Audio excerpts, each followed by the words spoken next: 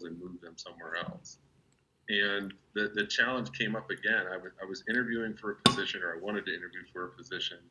A very young recruiter was screening for the position that she didn't quite understand. And I was, having just been the chief operating officer, I was screened out because I didn't have profit and loss responsibility in my resume. Like, wait a minute.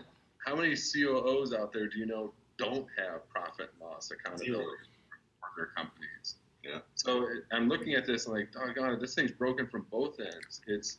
I'm having a hard time cramming all of my life skills, hoping you find the words that matter to you in my resume. And then when you do get them, you don't understand the job well enough to be able to screen effectively.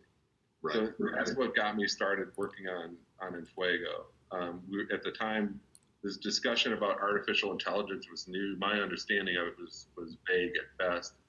But it got me thinking, frankly, behind the wheel of an Uber at 4 o'clock in the morning, wondering, how much more of this hustle am I going to have to put in to get the next gig that I'm really, passionate about. And I just started, working on it and testing it in front of, as I'm making the most out of this Uber experience. I'm explaining this concept of artificial intelligence doing the matching for you. So as a resume writer, not for the employer, but for the resume writer, the question is always, how many different versions of my resume should I have? What skills should I be including in my resume? Like, all of that matters. It differs on the position that you're applying for. So really, every job you apply to should have a slightly different representation of all your skills and abilities, because what matters to them is different. Sure.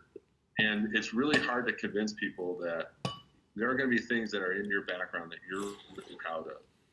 And you want to make sure that it shows up in your resume because you're proud of it. And I caution on that, because you being proud of it is one thing. You would need to be able to explain why it matters to the employer to include that in your resume.